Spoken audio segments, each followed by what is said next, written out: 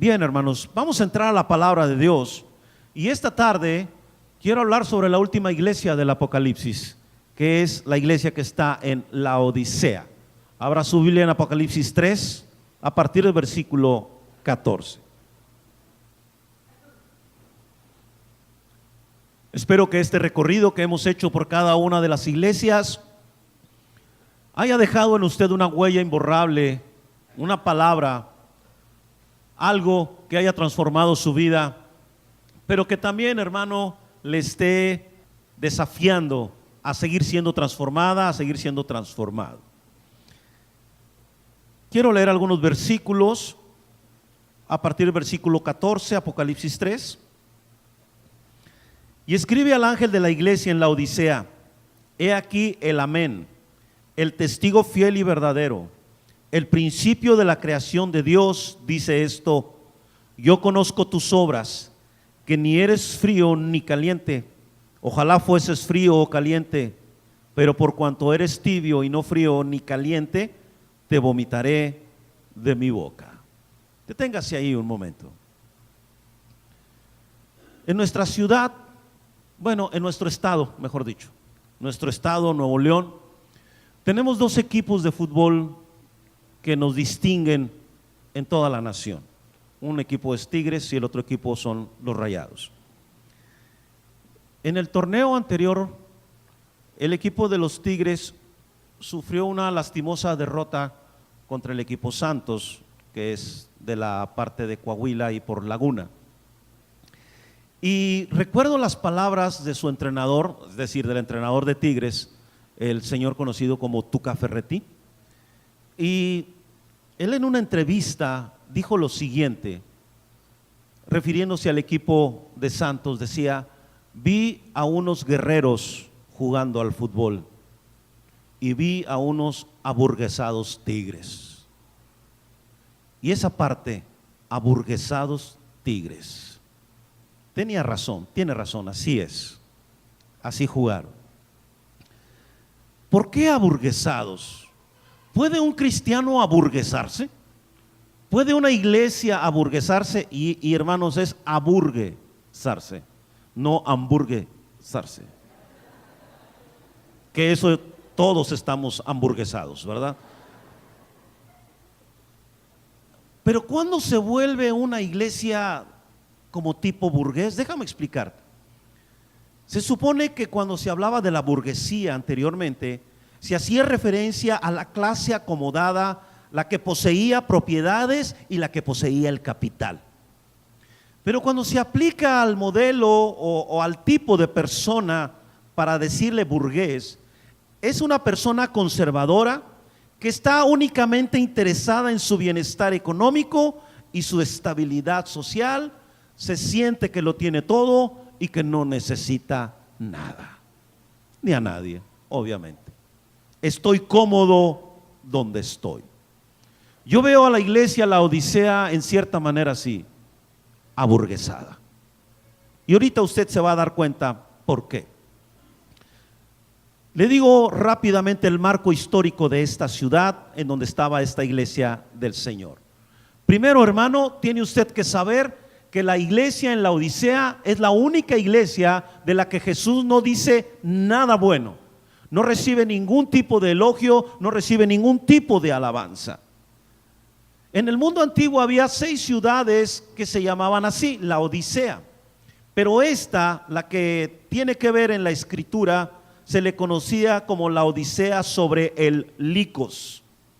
Fue fundada por Antíoco de Siria y le puso el nombre de su esposa a esta ciudad. Al principio fue una ciudad muy sencilla, pero cuando Roma impuso la paz en toda la zona del Mediterráneo, esta ciudad, hermano, se volvió próspera, se volvió una gran ciudad, al punto que en esta ciudad estaba el centro de la banca y de las finanzas. Era tal su riqueza económica como ciudad, que una vez tuvieron un terremoto y reconstruyeron su ciudad solo con recursos propios, no necesitaron ayuda de nadie. También era un gran centro de la industria del vestido y era un centro médico también de gran importancia, en donde se fabricaba un colirio que era llevado o que se exportaba prácticamente a todos los centros poblados del mundo antiguo. De tal manera que era una ciudad impresionante. Aquí en esta ciudad había una iglesia y por lo tanto esa iglesia también era rica, también gozaba de mucha abundancia. Y vamos a aprender en esta tarde, hermano, cosas importantes sobre la abundancia y sobre la comodidad y los peligros que conlleva.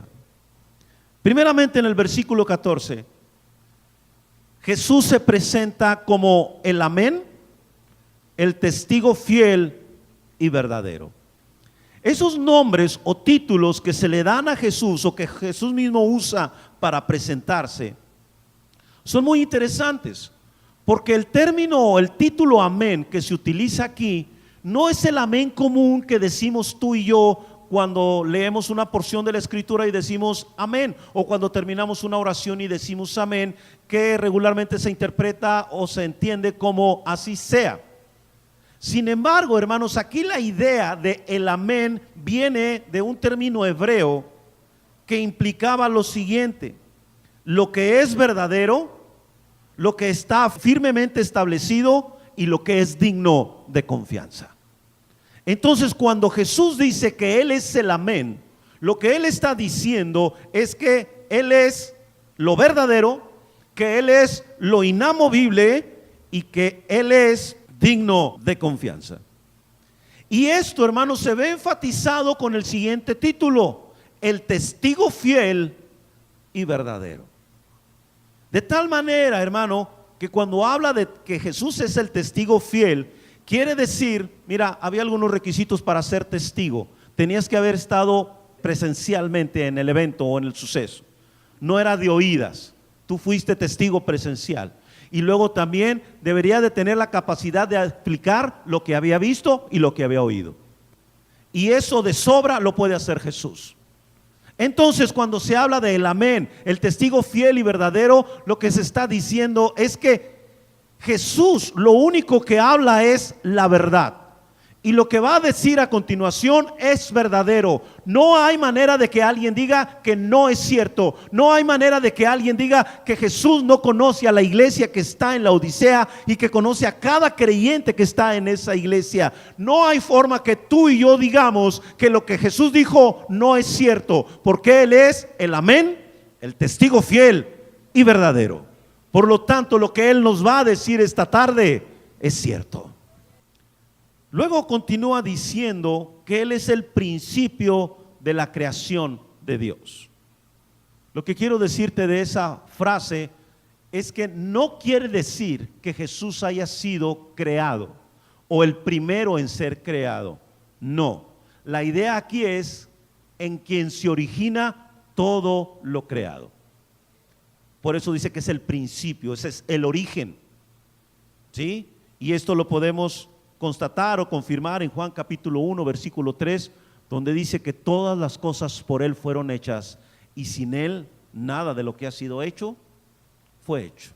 Entonces, hermanos, lo que se entiende aquí es sencillamente eso, que Él es el origen de todas las cosas. Ahora quiero que escuche lo que dice el versículo 15. Yo conozco tus obras, que ni eres frío ni caliente. Ojalá fueses frío o caliente. El reclamo es fuerte, porque cuando Jesús dice yo conozco tus obras, está diciendo sé quién eres, sé tus motivaciones, sé lo que haces, y lo que yo conozco de tus obras es que tus obras no pesan lo que deberían de pesar, tus obras no son lo que deberían de ser, tus obras, lejos de agradarme, no me agradan. Es como cuando le dijo en la iglesia Sardis, le dijo, he encontrado que tus obras no son perfectas delante de mí. La idea es que no son lo que deberían de ser.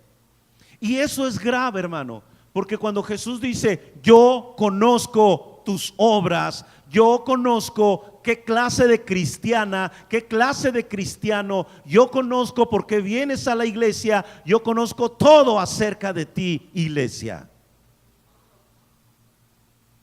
Y esto es serio y debe marcarnos para que pongamos atención. Y es terrible porque dice, ni eres frío, ni eres caliente. ¿Y qué significa eso? Pues que es tibio. Ahí lo explica más adelante, en el 16. Pero por cuanto eres tibio y no frío, ni caliente, te vomitaré de mi boca. Ni eres frío, ni eres caliente. El término frío en este versículo significa frío a punto de congelarse. Y cuando dice caliente, es caliente al punto de ebullición. De tal manera que si tú lo notas, está hablando de extremos. Dice, ni eres realmente frío al punto de congelación, ni eres caliente realmente al punto de ebullición. Eres un tibio.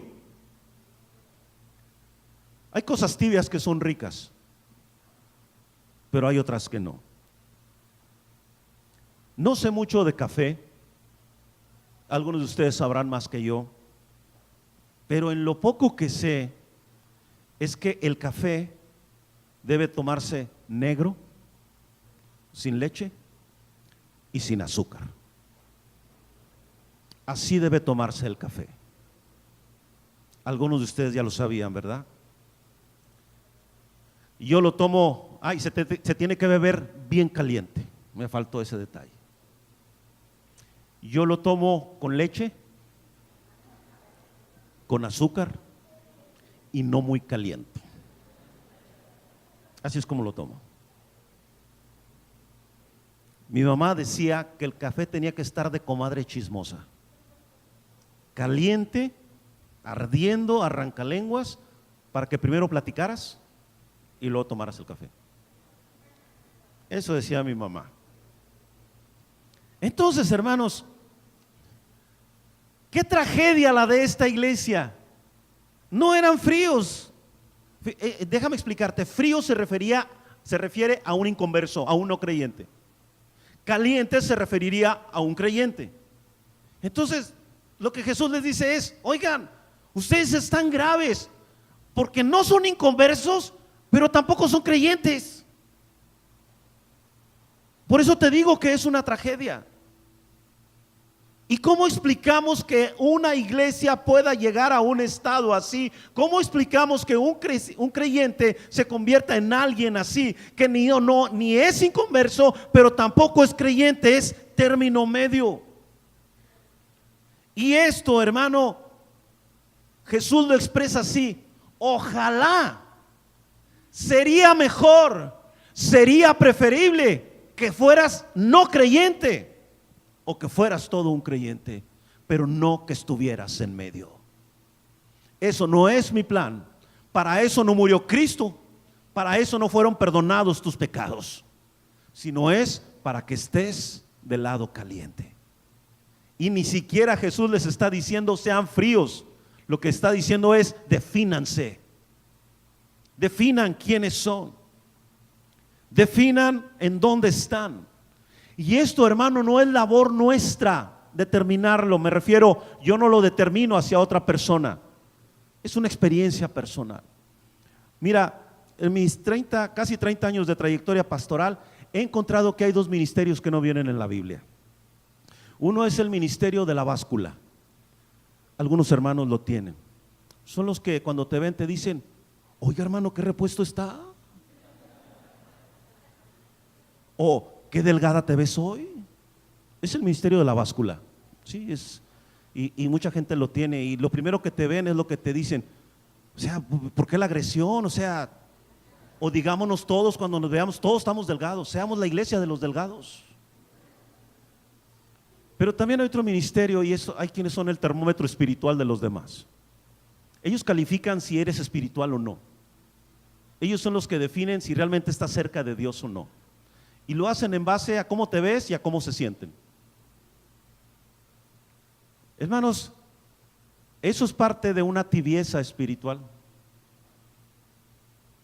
porque no tengo nada mejor que decir ni que hacer. O sea, yo como pastor no fui puesto en esta iglesia para evaluar su espiritualidad, no, es para fomentar su espiritualidad junto conmigo, que juntos crezcamos en el Señor y que juntos le conozcamos más y que juntos le amemos más. Pero yo no estoy aquí para determinar en qué punto de cristianismo está usted, eso le corresponde a Él. Por eso dijo: yo conozco tus obras, yo sé quién eres, y lo que yo te digo está respaldado porque soy el amén, el fiel, el testigo fiel y verdadero. Hermanos, la tibieza en la vida cristiana es peligrosísima. Lo que sucedía con estos cristianos, hermano, creo que ellos habían perdido el interés en ser testigos de Jesucristo, en vivir una vida de servicio para el Señor, así como vivir en santidad, mucho menos en predicar y enseñar el Evangelio. Aunque conocían las Escrituras, eran apáticos ante ellas, indiferentes y despreocupados en cuanto a todas las cosas del Señor. Pero entiende esto, hermano, la tibieza es mediocridad, es no definirme, es incongruencia, es indiferencia. Cuando se trata de Dios no hay puntos medios, no hay claroscuros, no hay tonalidades grises, o eres blanco o eres negro, o como dijo Marcos Vidal, o estás en la barca o te hundes en el mar. Pero no puedes estar a la mitad, o le sigues como debe de ser, o mejor no le sigas, porque ser cristiano es una responsabilidad grande y enorme. Llamarme cristiano, identificarme como seguidor de Jesucristo. De tal manera, hermanos, entonces, que también ser tibio se refiere a vivir sin presiones de ningún tipo por su creencia. Nadie te presiona por tu creencia, porque te identifica no como un creyente, sino como: es bien buena onda, vieras qué bien me cae, la paso re bien con esta persona. Porque nunca te atreves a hablar de tu fe ni de Cristo delante de tus amigos ni de tus amigas, porque tienes temor de que te rechacen, de que te saquen del círculo social al que perteneces. Háblales de Cristo, muéstralo. Un tibio tiene el conocimiento correcto, pero vive en contra de ese conocimiento. Sabe lo que la Biblia dice, pero en cuanto a asuntos que tienen que ver con Dios, santidad, etcétera, se vuelven neutrales, son exageradamente tolerantes en todo y son aparentemente respetuosos. No, mira, lo mejor que podemos hacer con todo este asunto de lo transgénero es ser respetuosos. Bueno, hermano, sí hay que ser respetuosos, pero hay que ser definidos. Sí, la Biblia no es un permiso para agredir, pero yo tengo que estar completamente definido en una posición bíblica al respecto. Y la posición bíblica es que solamente hay XX y XY, no hay más. No existe punto medio. De hecho, en el genoma humano no han encontrado un gen diferente de eso. Pero entonces yo como cristiano digo: no, yo digo que eso no discutamos. ¿Para qué nos distanciamos por temas como esos? Y entonces nos volvemos así como que muy intelectuales en el plano espiritual, ¿verdad? Así, y no nos definimos. Hermano, defínase. Este asunto es pecado y la Biblia le llama así, le duela a quien le duela y le cueste a quien le cueste. Es pecado, como pecado es el adulterio, como pecado es mentir y robar, como pecado, hermano, es la brujería. Es igual. Esto no está en un apartado extra o en letra chica, no. Y nosotros tendríamos que tomar la misma postura de Dios, que le llama pecado, pero llama al arrepentimiento porque sigue amando a la persona. No la saca, no la exhibe para ridiculizarla, sino que la llama a que se arrepienta. Y eso debiéramos hacer tú y yo. Oye, ¿y tú qué opinas de esto? Una vez alguien me preguntó así: oiga, pastor, ¿y usted qué piensa de todo esto del movimiento homosexual? Dije: pues lo mismo que piensa la Biblia. No, pastor, pero usted, pues lo que piensa la Biblia. Como que la persona quería encontrar algo diferente en mi opinión y la de la Biblia. Hermano, es que si no opino lo que la Biblia dice, ¿para qué opino? Sí, o sea, me dice, pastor, ¿qué piensa de los tigres? Ah, bueno, ahí no necesito la Biblia. Ahí sí no la necesito, ¿verdad? O sea, simplemente voy a decir si son el mejor equipo de México. Sí, claro. Pero yo tengo que determinarme, ¿no? Hay cosas que yo no puedo ser neutral, hermano. Hay cosas que no me puedo mantener a la distancia. Hay aspectos de la vida cristiana que requieren firmeza, que requieren coraje, que requieren pasión por el Señor, pasión por la palabra y ser determinado en cuanto a lo que digo creer. Para gloria del nombre de Cristo. Déjame decirte, hermano, seguirte diciendo que ser tibio es resistirse a vivir de acuerdo con el propósito de Dios y vivir de acuerdo a tu propio propósito. Es tener siempre la opción de mezclar la Biblia con ideas personales y de mezclar tu estilo de vida con el mundo.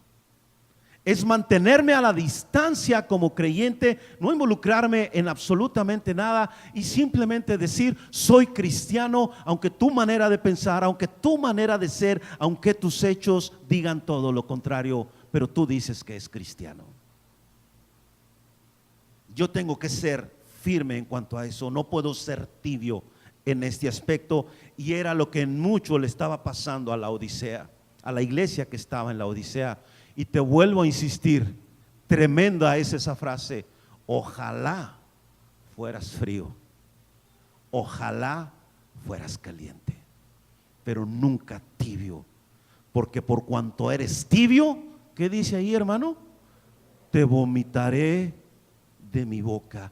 Entiende esto, una iglesia tibia, un cristianismo tibio le ocasiona repulsión al Señor. Mira, una vez platiqué con un joven, su mamá me pidió que platicara con él. Me dijo, pastor, me gustaría que hablara con mi hijo porque él estaba en la iglesia, pero él se apartó. Y entonces fui con él, fui a su casa, fui a platicar.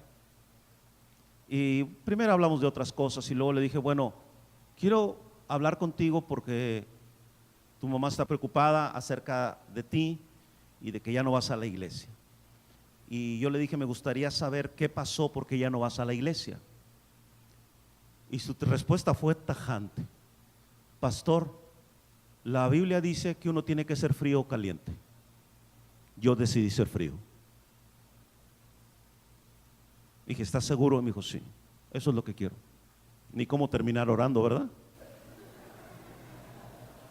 Y fui y hablé con su mamá y le dije, hermana, esta es la respuesta de su hijo. Hasta la fecha, él sigue lejos de Dios. Digo, en el peor de los casos, o en el mejor de los casos, qué bueno que se definió. Pero qué triste decisión. Qué triste decisión. Así que hermana, hermano, sí, Dios espera que yo me defina, pero que me defina hacia Él. Que yo decida ser caliente, que si estoy frío, si no soy no creyente, que si estoy tibio, soy un creyente extraño, me convierta en realmente todo lo que Dios quiere que yo sea, que entregue totalmente mi vida, que viva plenamente para Él, pero que no viva más en esa tibieza. Y hermano que me escuchas y que nunca has tenido un encuentro real con Cristo, necesitas definirte. Cristo es todo lo que necesitas. Sin Cristo no tienes nada. Y sin Cristo no eres nadie. No seamos tibios. La tibieza ocasiona el rechazo divino, no porque sea un Dios lleno de ira o iracundo, sino porque es un Dios que te dice, ya conoces el camino, ya sabes de qué se trata, ya sabes lo que espero de ti. Por eso dice, si continúas en esa tibieza, te vomitaré de mi boca, te rechazaré, quedas fuera, no tienes parte conmigo. ¿Cómo llegó la iglesia en la Odisea a un estado así? Bueno, hermano, el versículo 17 nos lo dice. Porque tú dices, yo soy rico y me he enriquecido y de ninguna cosa tengo necesidad. Era una iglesia tan bendecida económicamente y espiritualmente que llegó un momento en que perdieron el rumbo. Hermano, la abundancia también es peligrosa. La saciedad también tiene su peligro. Por eso no te sacas la lotería. Dios sabe que te volverías loco. Dios sabe que no te veríamos la huella. ¿Dónde quedó el hermano o la hermana? No sé. No, hermanos, necesitamos reaccionar y darnos cuenta que hay un momento y que hay una parte en que nosotros necesitamos entender que la abundancia no es el plan de Dios para todos. Es decir, yo sé que el Señor prospera, yo sé que el Señor hace, pero sabes una cosa, hermano, tienes que entender que si pierdes tu mirada de quién es Dios y que Él es el que te provee y te da todas las cosas, te vas a perder. Le dice Jesús, tú eres rico, porque tú dices, soy rico, así estoy bien. ¿Qué me reclaman? Y me he enriquecido, cada vez estoy mejor. Soy rico y me he enriquecido y de nada tengo necesidad. Es la gente que dice en una super espiritualidad, yo creo que así estoy bien. Y tú no tienes derecho a decirme nada. Bueno, yo no, pero Dios sí. Empiezo a defenderme, empiezo a justificar, empiezo realmente, hermano, a hablar de mí mismo, de mí misma. Yo quiero decirte, hermana, hermano, que hay quienes han sido bendecidos económicamente. Qué bueno, gloria a Dios por ello, me da mucho gusto. Hay quienes han sido bendecidos y enriquecidos intelectualmente. Qué bueno, gloria a Dios. Hay quienes, hermano, han sido bendecidos de otras formas. Pero ten cuidado de la abundancia, porque si llega un momento en que tú sacas a Dios de tu vida, estás perdido. Esta iglesia hizo eso. Fíjate, le dice Jesús, porque tú dices que eres rico, te has enriquecido y no tienes necesidad de nada. O sea, lo que le están diciendo es, Señor, ya lo tenemos todo, así que mantente por ahí. No te nos pierdas, Señor, pero aquí estamos bien. Aquí estamos tranquilos, aquí está el Señor bendiciéndonos. ¿Sabes qué? Tenemos un fondo como de 5 millones en la tesorería, Señor. Ya no te necesitamos mucho. Ya tenemos una buena lana. Ojalá y tuviéramos 5 millones, ¿verdad? Estaría fabuloso. No, sería extraordinario, ¿no? Pero no lo tenemos.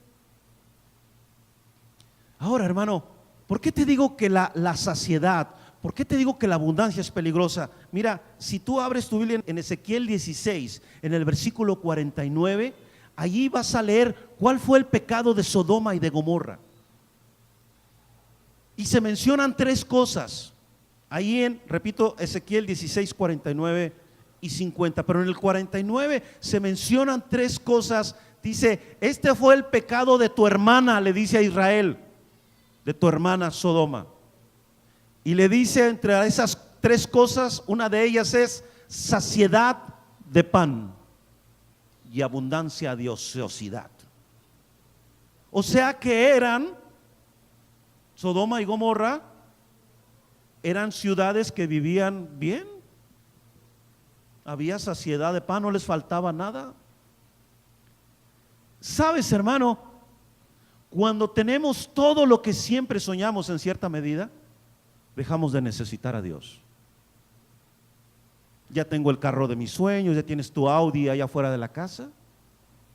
Tengo mi casa de 5 pisos y como 10 cuartos. Ya la tengo. Tengo el esposo más guapo de la historia, la esposa que ni Miss Universo le llega.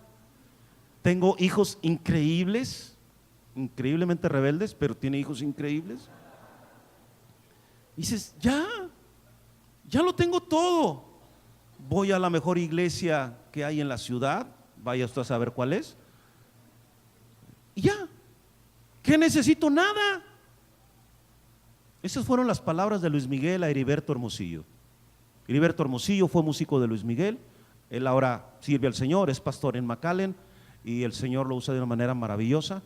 Pero una vez le compartió a Luis Miguel y Luis Miguel le dijo, Beto, yo lo tengo todo.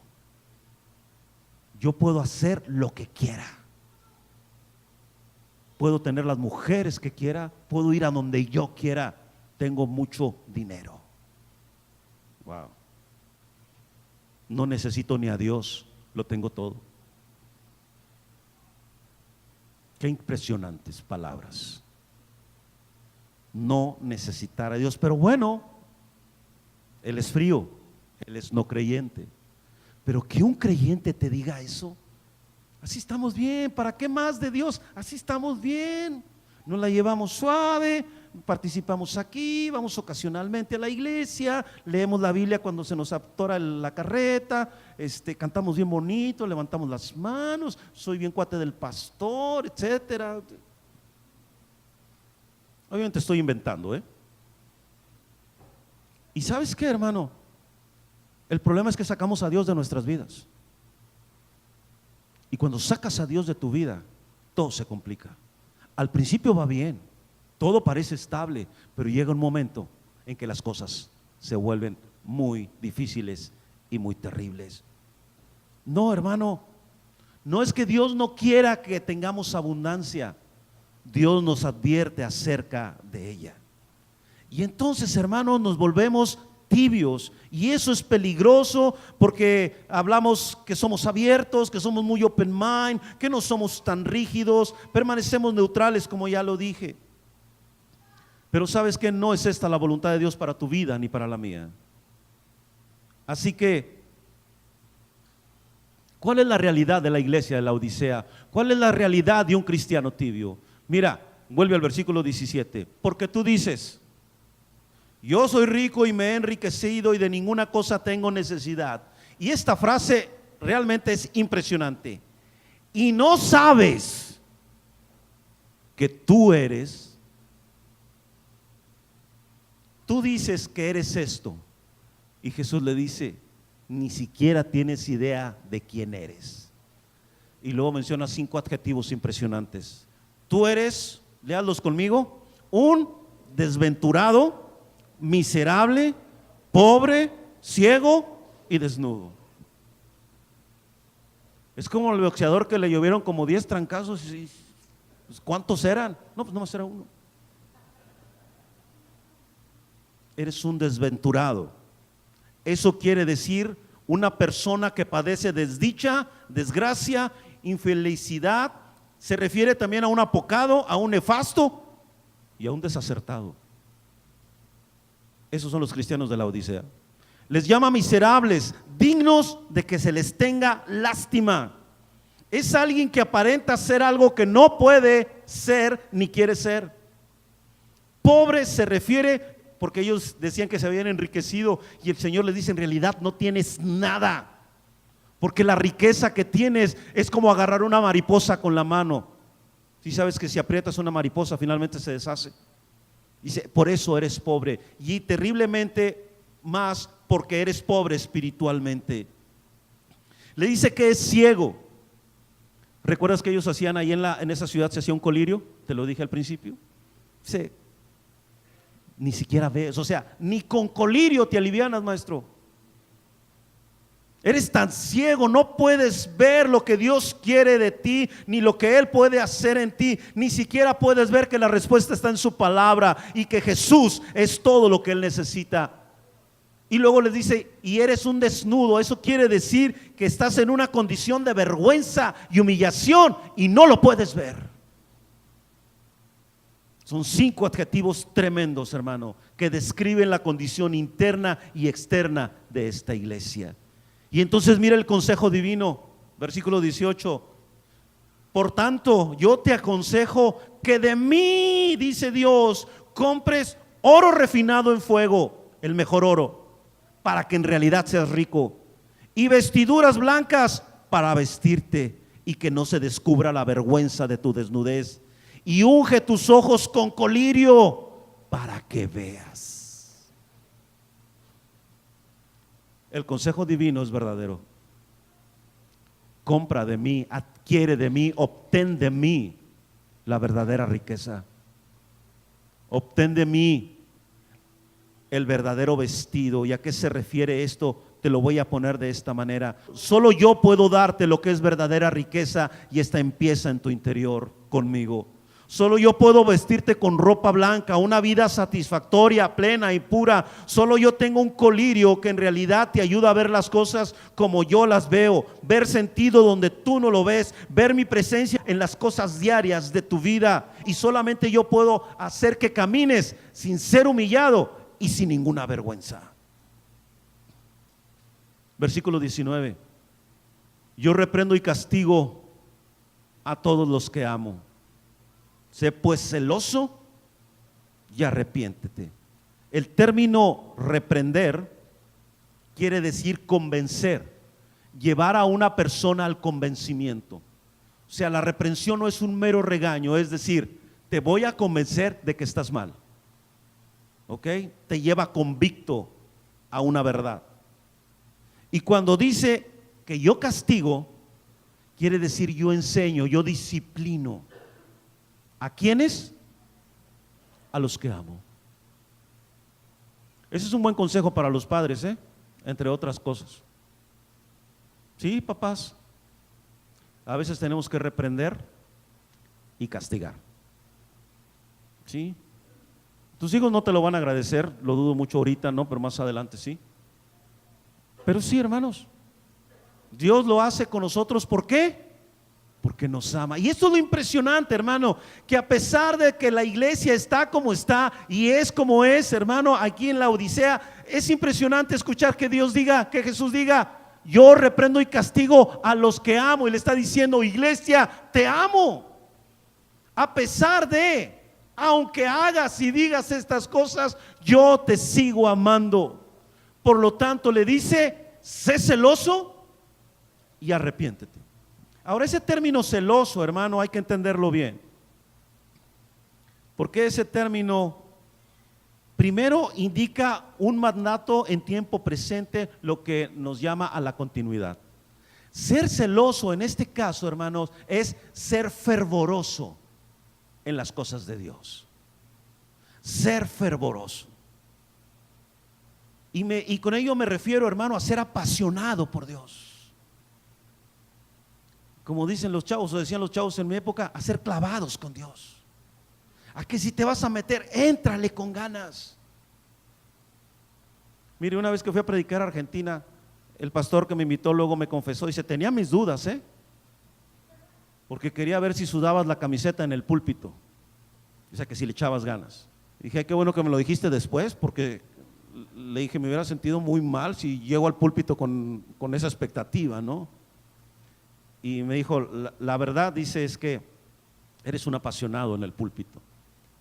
Claro, hermano, es el mayor mensaje que uno puede predicar. No es solo mi trabajo, no es solo mi llamamiento, es mi pasión. Y nunca me siento más vivo que cuando predico. La semana pasada prediqué en una iglesia el viernes, una iglesia pequeña, y gracias a Dios por lo que él hizo en ese lugar. Y luego el domingo pasado estuvimos en Ciudad Victoria predicando en otra iglesia.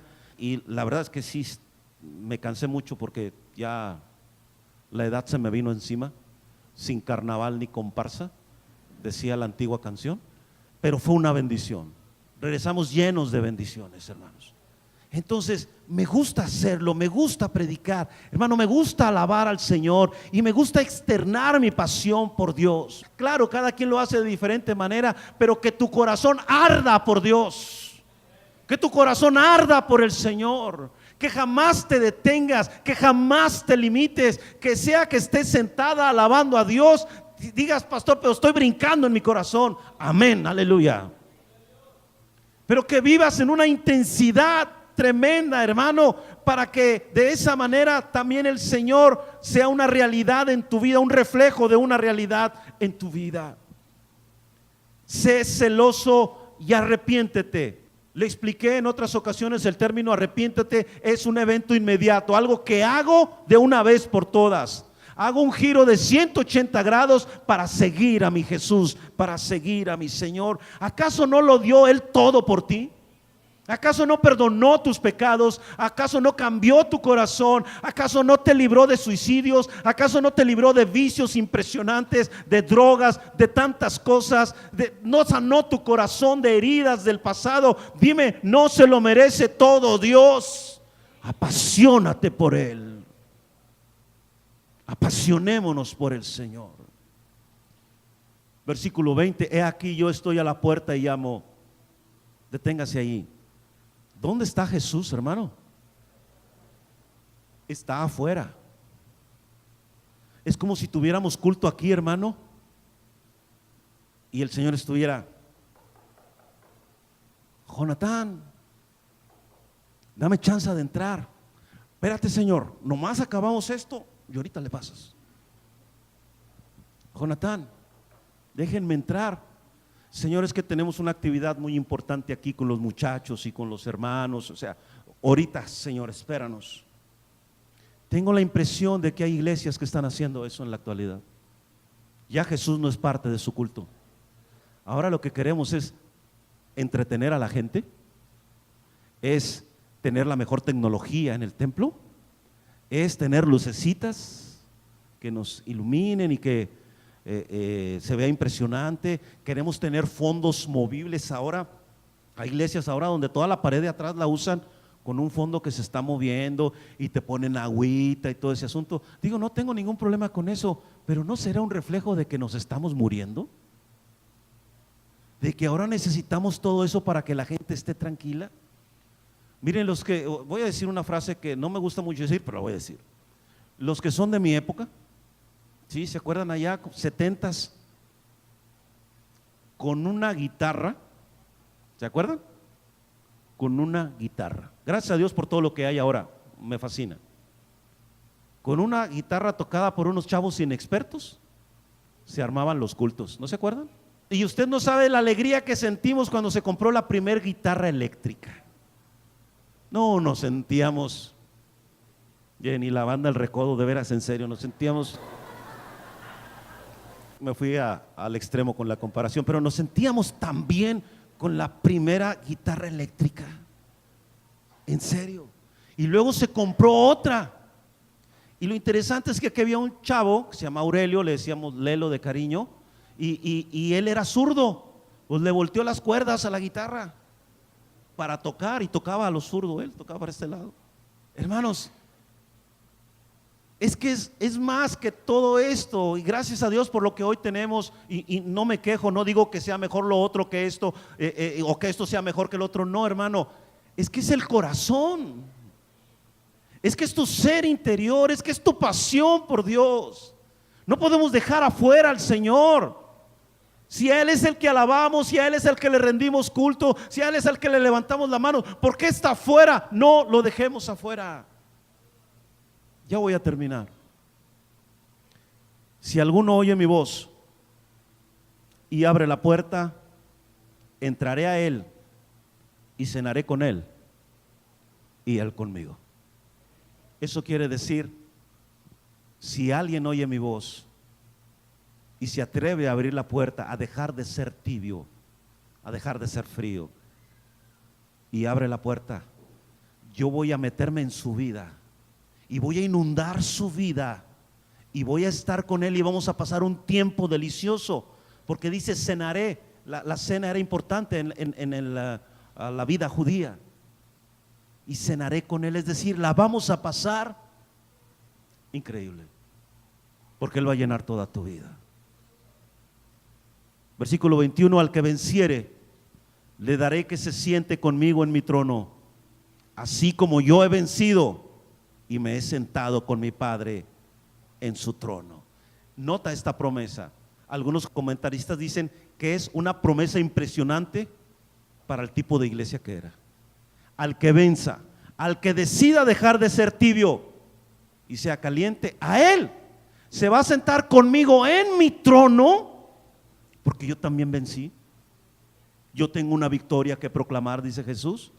Dice, porque yo también un día me senté en mi trono con mi Padre. ¿Ves? Jesús sentado con su Padre, tú sentado con Jesús, porque decidiste dejar de ser tibio. Qué honra y qué privilegio estar allí. El que tiene oído, oiga lo que el Espíritu dice a las iglesias. ¿Cómo está tu vida, hermana? ¿Cómo está tu vida, hermano? Déjame decirte que si por alguna razón entraste en un estado de tibieza, hoy puede cambiar eso.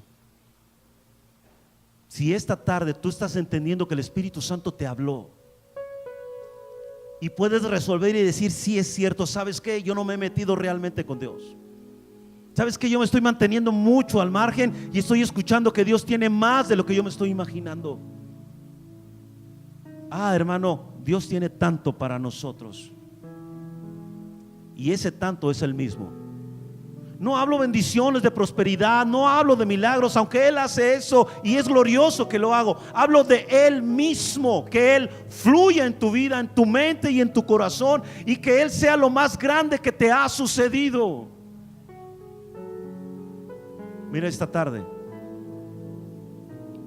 quiero hacer 2 llamados. Cierra tus ojos.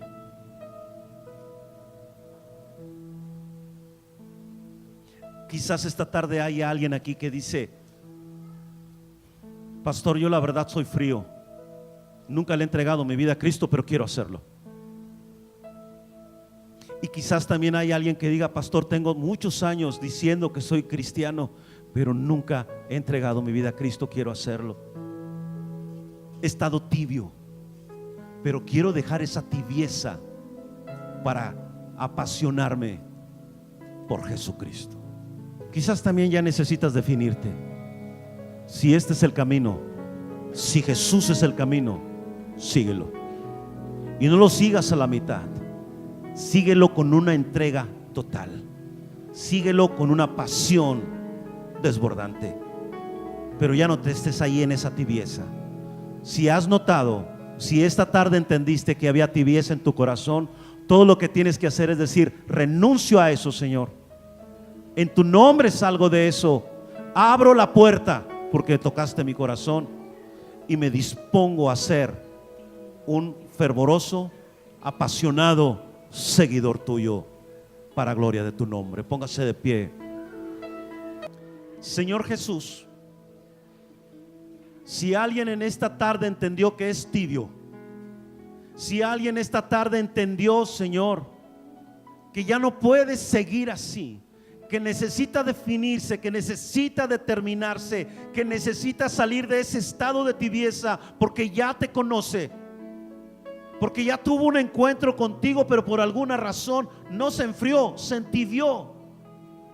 Señor, si esa persona, sea mujer, sea hombre, sea joven, sea señorita, sea adulto mayor o no, si esa persona lo ha entendido, Dios, que en este momento, en un acto de fe, en un acto de determinación, pueda decir: Señor, basta, te abro la puerta, no volveré a ser tibio, quiero estar ardiendo por ti, Señor, quiero tener tu fuego en mi interior. Quiero, Señor, seguirte con todo mi amor, con toda mi pasión, y nunca volver a ser eso que un día fui, un tibio.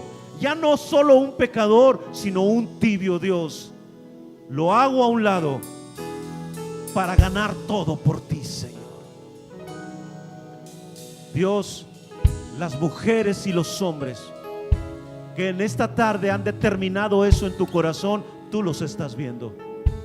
Tú sabes quiénes te abrieron la puerta y quiénes dijeron: sí, Señor, pasa. Ya no más de lo otro, pasa tú, Señor. Quiero que tú seas todo en mi vida y todo para mi vida. Te lo suplico, Señor. Esas personas, Señor, han vencido y se sentarán en el trono contigo. Tienen mucho de qué gozarse. Tienen mucho de qué alegrarse esta tarde. Gracias, Señor. A ti sea la gloria y la honra. No hay compromiso bilateral. O estás dentro no estás. O estás en la barca o te hundes en el mar. No hay compromiso bilateral. No hay compromiso bilateral.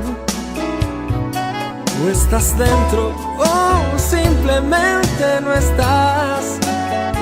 O estás en la barca o te hundes en el mar. No hay compromiso